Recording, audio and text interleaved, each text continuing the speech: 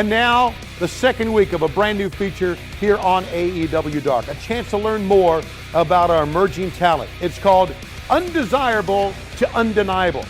Cody this week will sit down with a young man that you may have seen behind the scenes. He's always eating an apple. He's very important to us, but he's a fine pro wrestler as well. Here's a special look at Q.T. Marshall.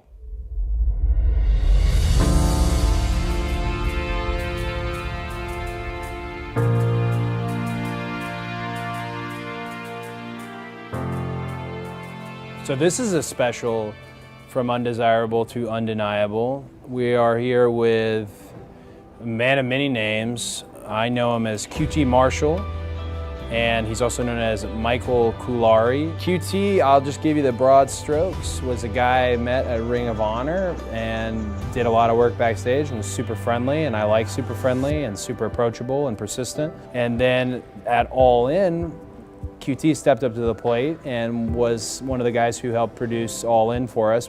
Then Q.T. had me come to a movie premiere that I wanted to blow off. It's about him getting a job with WWE. However, it's the smartest marketing thing I've ever seen because he painted this sympathetic figure for himself to get a job with WWE, but they didn't bite. However, I saw it and fell in love with Quick Trip Marshall, and he's one of maybe 6 people here who does everything.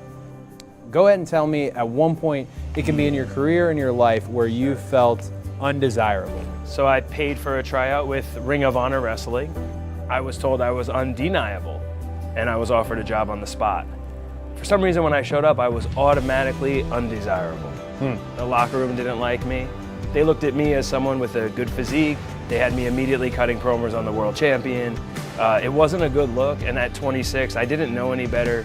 But then in my third match anyway, I popped 2 discs in my neck.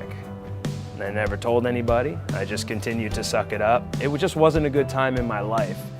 That year kind of made me hate professional wrestling. I really felt undesirable enough to the point where I decided to have my neck fixed.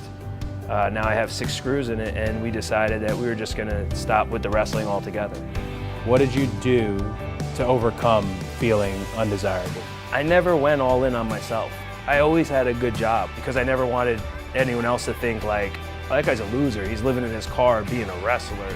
And then I woke up one day and I told my wife, we're just gonna move to Georgia and I'm gonna go all in on wrestling. I'm gonna sell my house in Florida. I'm gonna open up this school. And I felt like I was helping other people, which led me to you guys and helping Brandy, and I'm enjoying it. And it's just crazy if, you know, I didn't really think about it that way when I was younger. But it's different you now. Much different me. I'm because you went all in. Yeah, and for anyone, yeah, you have to, I think. You mentioned the 6 screws, but you are medically cleared, and one of the reasons we're talking to you, you're gonna be wrestling in Pittsburgh. It was such a good feeling on the conference call that I forgot to hit mute. And I started telling my wife, and then I realized I wasn't on mute, and the whole entire group could hear me being excited. You didn't need to fight for it because you fought enough. Leave no doubt. No doubt. Oh yeah, you have to go back to work now. I do, and yes, I definitely do. Thank you very much. This is my, we're kind of friends. Familiar. We are familiar with each other. There you go.